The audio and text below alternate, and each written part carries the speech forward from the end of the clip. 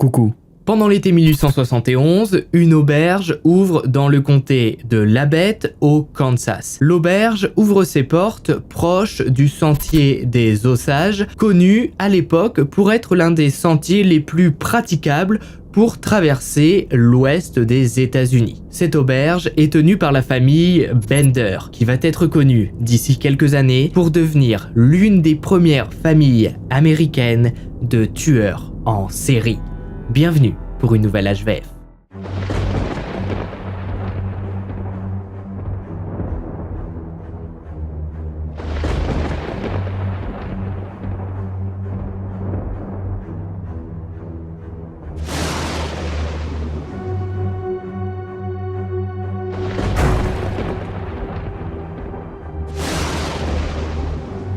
Salut à tous, c'est Max Guys. Aujourd'hui on se retrouve pour une nouvelle histoire à la fois vraie et flippante dans laquelle je vais vous raconter l'histoire vraie de la famille Bender. C'est une histoire très peu connue en France, mais qui au Kansas est carrément entrée dans la légende. Pourtant l'histoire est bien réelle, la famille Bender a existé et à cause d'eux, une centaine de personnes ont disparu mystérieusement après avoir passé une nuit dans leur auberge. Alors installez-vous et on est parti. Ah non, j'ai failli oublier, bonne année. Été 1871.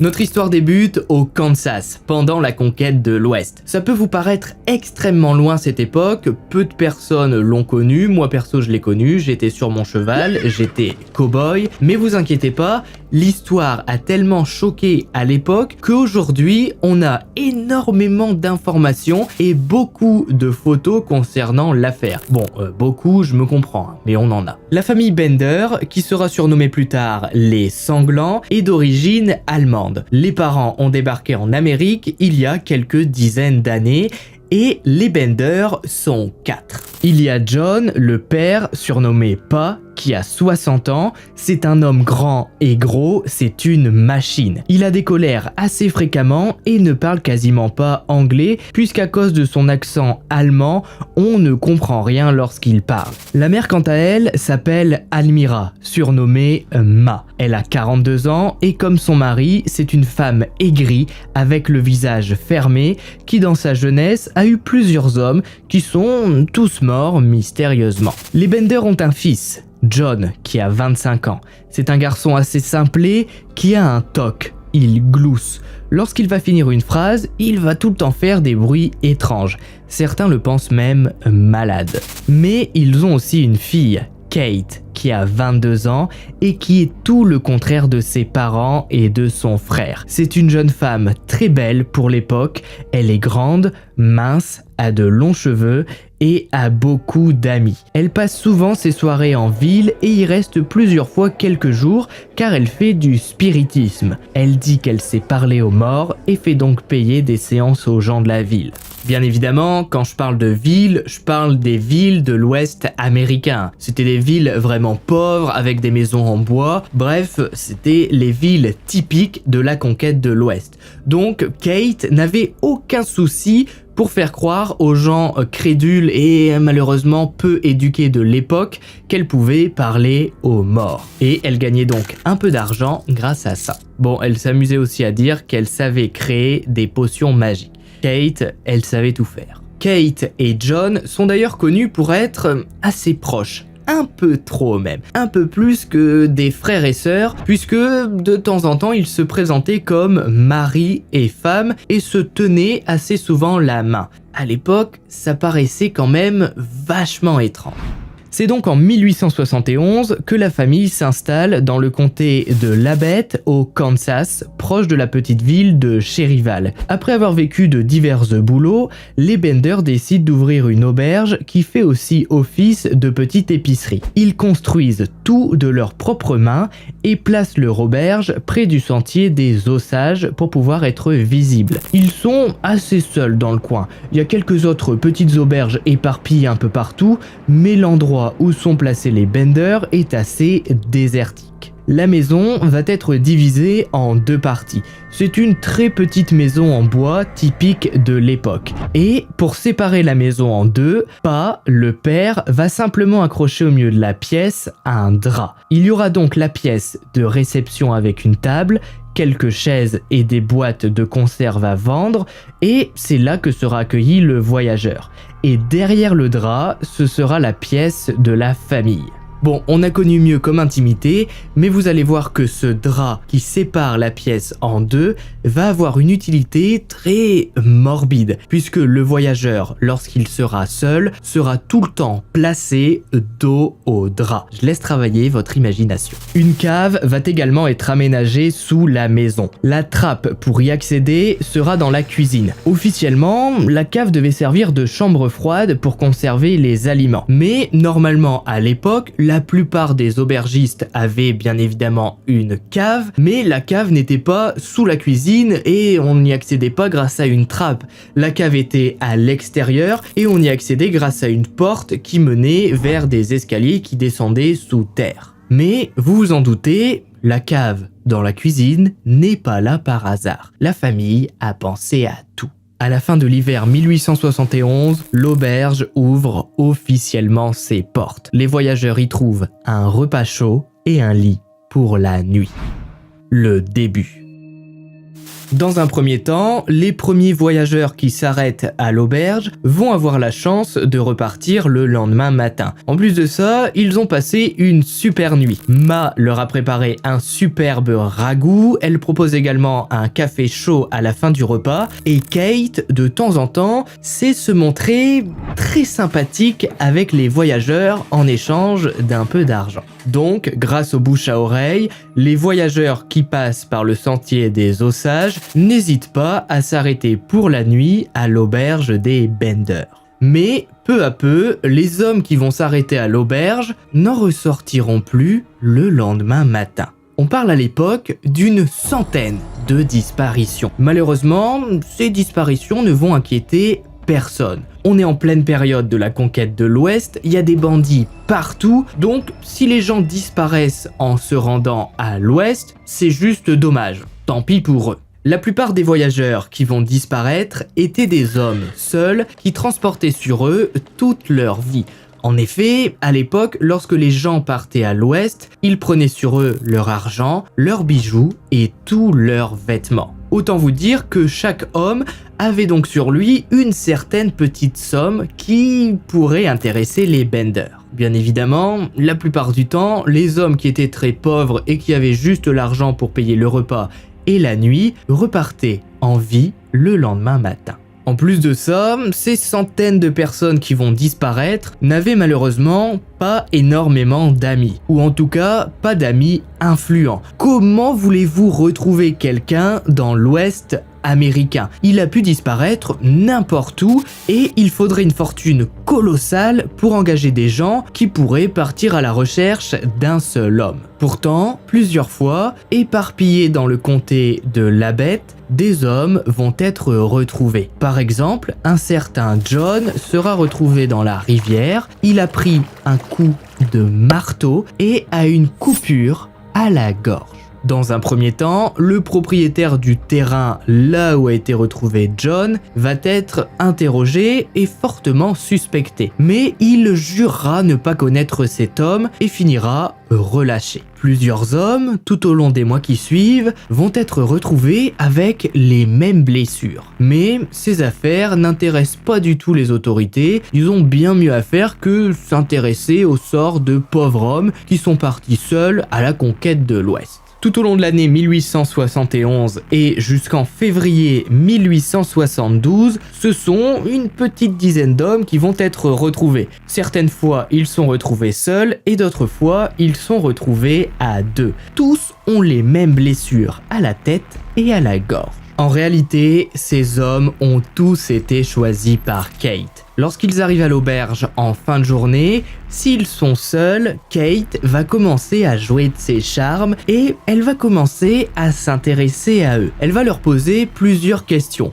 Qu'est-ce qu'ils vont faire à l'ouest? Est-ce que quelqu'un les attend là où ils vont? Est-ce que quelqu'un sait qu'ils sont passés par le sentier des Osages? Si toutes les réponses lui conviennent, elle observe un peu plus en détail l'homme. Elle regarde ses chaussures, ses vêtements, et elle juge si l'homme peut avoir sur lui une certaine somme d'argent. En attendant, pendant ce temps-là, Pa, est caché derrière le drap. L'homme, quant à lui, a été installé dos au drap. Si Kate juge que l'homme peut avoir sur lui de l'argent et des bijoux, elle fait un signe de la tête. Pa sort alors doucement du drap, marteau en main, et s'approche derrière l'homme. Sans hésiter une seule seconde, il frappe à la tête le voyageur. Kate, quant à elle, à ce moment-là, réagit immédiatement, attrape une lame et se jette sur le pauvre homme qui n'a aucune chance. Toute la famille Bender se rue alors ensuite sur le voyageur et commence à le dépouiller. Il lui enlève ses vêtements, ses bijoux, cherche son argent et vont alors cacher son cheval. John, de son côté, a déjà commencé à creuser un trou dans son jardin. Le voyageur, en attendant, sera jeté à la cave. Pa a juste à ouvrir la trappe, à attraper l'homme et à le mettre dedans. On continuera les détails juste après, puisque vous allez voir que tout était très bien ficelé. Comment revendait-il les bijoux? Que faisait-il des chevaux? Vous allez voir. Les Bender étaient une famille très proche et très complice. Il faut avoir une confiance absolue envers les personnes avec qui on fait ce genre de choses. Une seule trahison et c'est la mort assurée. Je pense que c'est Kate, en réalité, qui gérait absolument toute l'affaire familiale. C'était elle la plus intelligente. Les témoignages de l'époque le disent. Elle était grande, elle était belle, elle savait gagner de l'argent et John était un homme bête. Pa était un homme aigri et méchant et Ma savait à peine faire la cuisine. Enfin, vous voyez ce que je veux dire. Kate a tout mis en place et je pense que Pa et Ma n'avaient pas vraiment conscience de ce qu'ils étaient en train de faire, puisque voilà, pour eux c'était peut-être simplement du vol. Rendez-vous compte, Kate était une véritable psychopathe. C'était elle qui gérait l'accueil et c'était elle qui décidait en un seul signe de tête si l'homme qu'elle avait en face de lui devait vivre ou mourir. Le pauvre voyageur était complètement pris au piège dans cette petite maison en bois. Kate, en un seul geste de tête, décidait réellement si le voyageur allait repartir le lendemain matin. Rendez-vous compte, c'est complètement dingue. Et pas son père, qui avait donc 60 ans, obéissait à sa fille de 22 ans sans réfléchir. Il voyait sa fille faire le signe de tête et lui, comme un homme grand, musclé, sans cerveau, avançait et paf, il mettait un coup de marteau. Ça pourrait faire quand même un sacré film d'horreur. Mais vous allez voir que par la suite, les Bender étaient tellement bien organisés qu'aujourd'hui, on se pose la question de savoir si c'était réellement la première fois qu'ils faisaient ce genre de choses.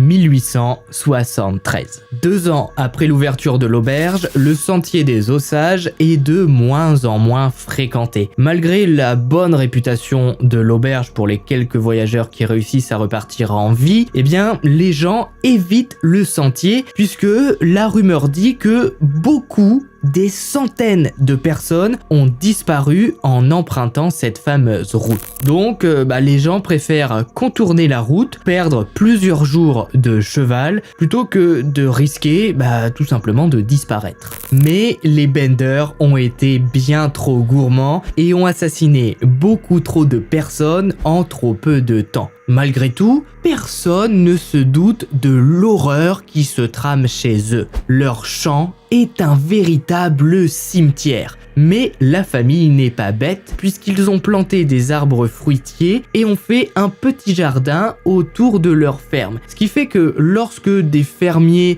passent devant leur auberge, ils ne se demandent pas pourquoi John est quasiment tous les jours en train de creuser. Pour eux, c'est normal, ils sont en train d'entretenir leur jardin. Alors qu'en fait, pas du tout. Ils sont en train de mettre de l'engrais, mais de l'engrais humain.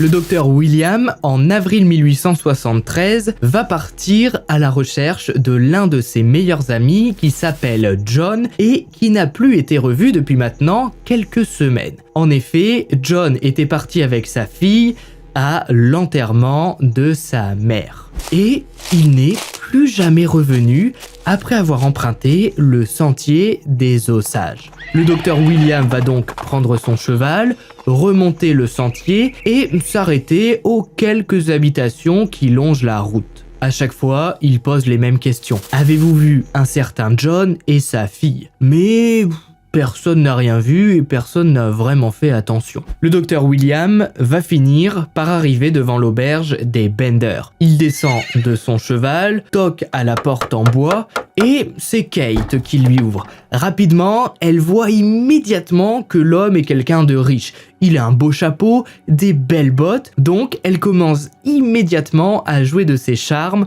pour le faire entrer et le prendre dans son piège. Mais dans un premier temps, le docteur William refuse. Il est pas là pour manger, il est pas là pour dormir, il veut juste savoir si son ami John et sa fille sont venus à l'auberge des Bender. Kate explique que non, elle n'a rien vu, elle n'a pas vu d'homme avec sa petite fille venir à l'auberge. Et elle force quand même William à entrer. Elle lui dit « Écoutez, je fais du spiritisme, si vous voulez, on peut faire une petite séance très rapide pour voir si je peux les retrouver. » William accepte.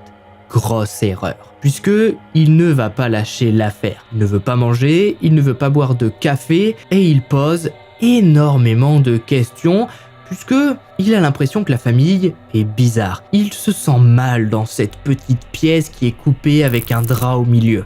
Malheureusement, William va tellement insister que Pa va prendre place derrière le drap. Kate va alors regarder son père et faire son fameux signe de la tête. Pa, sans réfléchir, une fois de plus, se jette sur l'homme avec son marteau.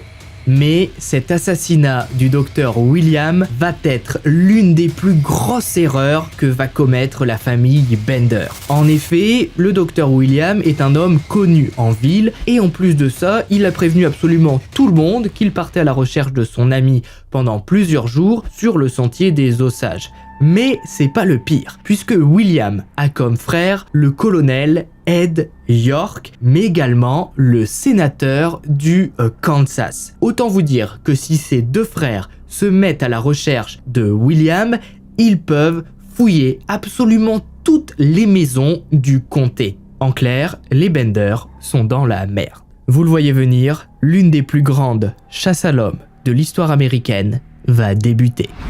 Le début des ennuis. Ed, le colonel, après plusieurs jours sans voir son frère William revenir, va à son tour monter sur son cheval et remonter le sentier des Osages. Il va à son tour passer devant les maisons. Cette fois-ci, les gens se rappellent du docteur William puisqu'il a toqué chez eux et Ed finit alors par arriver devant l'auberge des Bender. À son tour, il descend de son cheval, toque et c'est Kate qui lui ouvre. Kate, en voyant le colonel Ed, jubile. L'homme est en costume, elle sent qu'il est riche et elle sent qu'il a sur lui sûrement une bonne petite bourse. Elle l'invite alors quasiment immédiatement à entrer. Mais Ed refuse tout de suite. Comme William, il dit qu'il n'est pas là pour boire, pour manger, ni pour dormir ou pour toute autre chose. Il cherche son frère, le docteur William, et il veut savoir s'il est venu ici. Ed demande immédiatement s'il peut parler au patron, Ma et Pa. Mais Kate lui explique que ses parents ne parlent pas du tout anglais ou alors qu'ils le parlent très mal. Ed explique alors la situation. John a disparu, son frère William était parti à la recherche de son ami John et William à son tour a disparu. Est-ce que la famille Bender saurait quelque chose? Kate explique alors toute souriante que non, elle n'a pas vu le docteur William. Encore moins ce fameux John. Personne n'est venu à l'auberge ces derniers jours et ces dernières semaines d'ailleurs. Elle tente tout de même une nouvelle fois d'attirer le colonel Ed dans l'auberge en lui disant son fameux discours « Je fais du spiritisme, entrez ». Mais Ed ne se laisse pas faire, il ne se laisse pas prendre au jeu et remercie Kate puis décide de partir. Sur la route du retour, sur son cheval, le colonel Ed va beaucoup réfléchir à cette fameuse auberge. En effet, il a trouvé la famille très étrange. À peine Kate avait ouvert la porte qu'il a vu Pa aller derrière le rideau. Ma, quant à elle, l'observait au loin dans le noir. Et il a également vu que la pièce était tout simplement justement coupée en deux par un espèce de drap. Il a bien vu que l'ambiance était très étrange. Il y avait une espèce d'ambiance morbide à l'intérieur de ces murs en bois et ça lui a pas du tout donné envie d'entrer et ça lui a pas du tout donné confiance. Malgré tout, pour le moment, il n'a absolument aucune preuve. Mais plusieurs jours vont alors passer. Et un soir, une femme se rend toute hystérique au bureau du colonel Ed. Elle explique qu'elle vient de s'enfuir de l'auberge Bender et qu'elle y a été agressée. Sans hésiter une seule seconde, le colonel appelle ses hommes et se rend alors à l'auberge pour demander des explications. Kate tente alors de calmer la situation, elle tente d'expliquer ce qu'il s'est passé et d'un coup, Ma, qui est censée ne pas du tout parler anglais, se met à parler un anglais quasiment parfait en hurlant que la femme a osé critiquer son café et que c'est une sorcière. À ce moment-là, il y a un blanc et un malaise, puisque le colonel ne comprend pas pourquoi Kate aurait refusé qu'il parle à ses parents. Pourquoi il aurait menti en disant qu'il ne parlait pas bien anglais? Bref, quoi qu'il arrive, le colonel et ses hommes finissent par repartir. Mais les hommes du colonel, à leur tour sur le chemin du retour, vont lui dire qu'ils ont trouvé la famille très étrange, que les parents avaient l'air quand même un peu bébêtes, et que cette petite pièce en bois coupée par un drap leur a paru vachement bizarre. Ils n'avaient jamais vu ça auparavant. Les Bender, après cette scène, ont décidé de stopper pendant un petit temps leur activité. De toute façon, ils avaient maintenant bien assez d'économies. À cette époque, au milieu de l'année 1873, une réunion va être organisée par les habitants du comté. En effet, ils en ont marre. Il y a maintenant très peu de voyageurs qui prennent le sentier des Osages et qui traversent la ville, donc les commerces commencent à aller très mal. Et ils veulent résoudre ces affaires de disparition. Ils veulent trouver un coupable et qu'on arrête de parler de tout ça une bonne fois pour toutes. Une réunion va donc être organisée à l'école du comté. Et pendant cette réunion, il y aura le colonel Ed, Pa et John, et d'autres fermiers qui vont y assister. À ce moment-là, les gens présents vont alors voter pour que toutes les maisons, toutes les auberges et toutes les fermes qui sont le long du sentier des Osages soient fouillées. Chaque maison et chaque cabanon va donc être fouillé par le colonel Ed. Sommes-nous donc à l'aube de la découverte la plus macabre de l'histoire des États-Unis? L'avenir nous le dira. Quelques jours plus tard. Les recherches débutent alors. Quelques maisons sont fouillées, on fouille même des vieux cabanons abandonnés qui sont au milieu des champs, mais pour le moment, on ne trouve aucun indice et on ne trouve rien. En plus de ça, le mauvais temps s'installe pour quelques jours sur la région. Il pleut, il y a de l'orage, donc tout est stoppé. Nous sommes alors environ une semaine plus tard lorsque Billy, un fermier du coin, traverse le sentier des Osages pour se rendre à sa ferme. Le problème, c'est que lorsqu'il veut s'arrêter à l'auberge Bender pour prendre un café, il se rend compte que la porte de l'auberge est grande ouverte et que personne ne vient l'accueillir. Il arrive alors en face de l'auberge, demande si quelqu'un est là et, en observant, il se rend compte que le bétail de la famille Bender, donc quelques poules et quelques cochons, semble complètement affamé. Certains animaux sont carrément affalés sur le sol et n'ont plus la force de se lever. Billy décide alors d'entrer dans l'auberge. Il observe, la pièce est complètement plongée dans l'obscurité et il se rend compte que, il n'y a plus rien. Il reste juste le drap au milieu de la pièce. Il n'y a plus de conserve, il n'y a plus les habits des Bender, il n'y a plus rien. La famille n'est pas là. Aurait-elle disparu à son tour, comme ces centaines d'autres personnes depuis maintenant quelques années? Billy décide alors de retourner à sa ferme et d'aller avertir le colonel. Le colonel, en apprenant la nouvelle, se rendit alors immédiatement à l'auberge des Bender, accompagné de ses hommes et de quelques habitants. Nous sommes à ce moment-là le lendemain matin, et tous les hommes commencent à entourer l'auberge et à appeler les Bender. Le colonel et quelques hommes entrent dans l'auberge, il n'y était jamais entré et il sent qu'il y a une odeur vraiment horrible, comme si l'auberge n'avait jamais été nettoyée. Ça sent le chaud, ça sent la pourriture. Il se rend alors compte que il y a une trappe qui donne sur une cave. Le colonel ouvre la trappe et là, c'est l'horreur. Il se rend compte que la cave est recouverte de sang. En plus de ça, c'est même pas vraiment une cave, c'est un espèce de carré qui a été creusé dans la terre et qui a juste été bitumé. Et justement, sur ces pierres, il y a des taches de sang partout et il y a réellement une couche de sang dans la cave. Ça pue.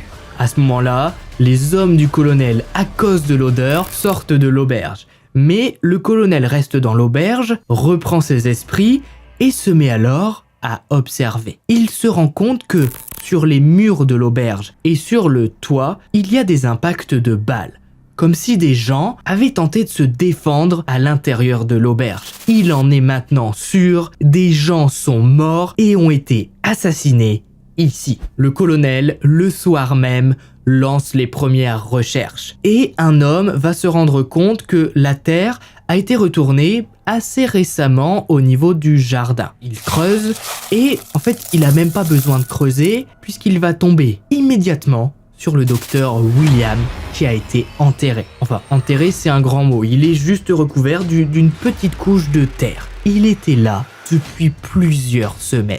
Le colonel, ayant retrouvé son frère, sait que les Bender n'ont sûrement pas fait qu'une seule victime. Des dizaines et des dizaines d'hommes disparaissent depuis 2 ans maintenant dans la région. Si les Bender sont coupables, leur champ doit être fouillé. Le soir même, à cause de la nuit, le champ ne va pas être creusé, mais des groupes d'hommes vont se balader à travers le jardin et le champ des Bender à l'aide de tiges. Ils vont enfoncer ces tiges dans la terre et lorsque la tige semble bloquée sur quelque chose, ils vont marquer la parcelle de terre pour pouvoir creuser le lendemain matin. Ce soir-là, 9 parcelles de terre vont être marquées. Le lendemain matin, ces parcelles vont être fouillées et on va y retrouver une douzaine d'hommes. La plupart sont inidentifiables puisqu'ils sont là, dans la terre, depuis plusieurs mois. Le colonel va réussir à retrouver John, l'ami de son frère William. Il retrouvera également sa fille qui a été brûlée. L'auberge va également être fouillée. On va y récupérer à l'intérieur 3 marteaux, mais également un journal sur lequel il est écrit des noms et ces noms correspondent aux gens avec qui les Bender faisaient affaire lorsqu'ils avaient des bijoux ou des chevaux à revendre. Au total, 12 personnes vont être arrêtées pour avoir aidé les Bender à se débarrasser des bijoux. Vous vous doutez bien que les gens savaient quand même un minimum d'où venaient ces bijoux. Je veux dire, au bout d'un moment, au Kansas, tout le monde parlait de ces disparitions sur le comté des Osages. Et donc, lorsqu'ils voyaient la famille Bender les appeler quasiment toutes les semaines pour justement leur revendre des bijoux et des chevaux, les gens savaient